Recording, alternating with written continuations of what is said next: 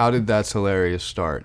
Well, obviously a breakup, but at the same time, I looked up to somebody for their musical advice, and where they were very supportive of my work in the very beginning, they all of a sudden, as the music industry changes, they were very critical of my work, and everything that I made, everything that I sent them, nothing seemed to be good enough. So it's like I'm going through two breakups at once. That's hilarious. I was listening to Ariana Grande. Ariana always uses the Rhodes sound, the Rhodes piano. And then I was listening to a Phineas record, and I love how Phineas and Billy take advantage of distortion. I just was really inspired by the sounds, like the dichotomy of like a pretty Rhodes against like a really rough sounding bass, and yeah, that's where it first started. Look how all the tables have turned. Guess you finally realizing how bad you messed it up. I always want to start any song I do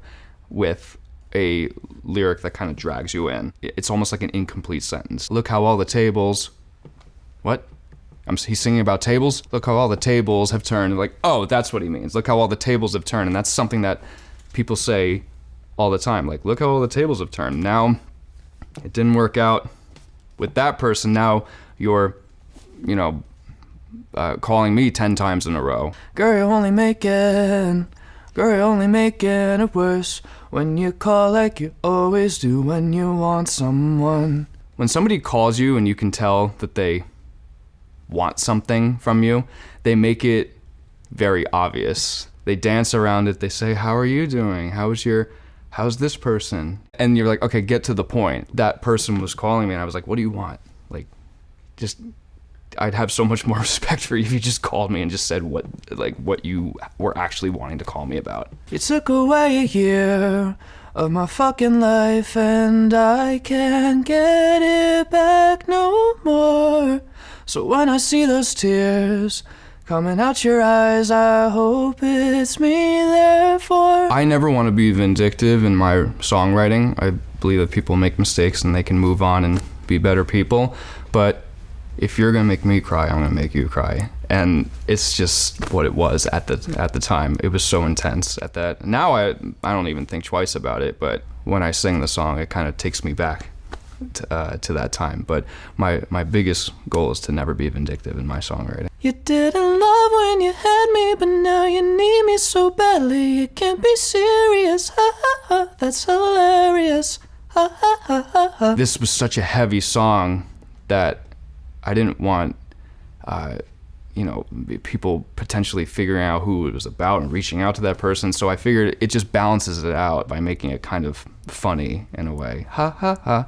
Not like hilarious laughing, but just like a little chuckle, like, oh, that's kind of clever. It kind of balances out the depth with something fun, maybe. Thinking I would still want you after the things you put me through. Yeah, you're delirious. Ha ha ha, that's hilarious. Ha ha ha ha ha. I just wanted to write a sarcastic part in a song. I've never written sarcasm. I wanted people to hear me singing That's Hilarious and know that I was thinking the opposite and feeling the opposite.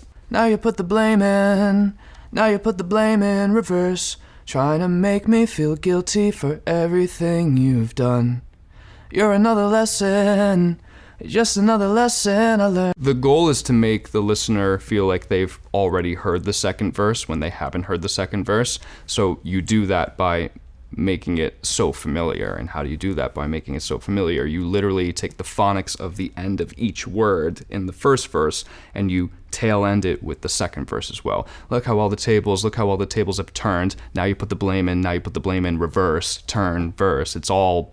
I did that in attention too. I do that with every song because it's just, sometimes I'll just repeat the verse 1 and verse 2 the same way. Don't give your heart to a girl who's still got a broken one.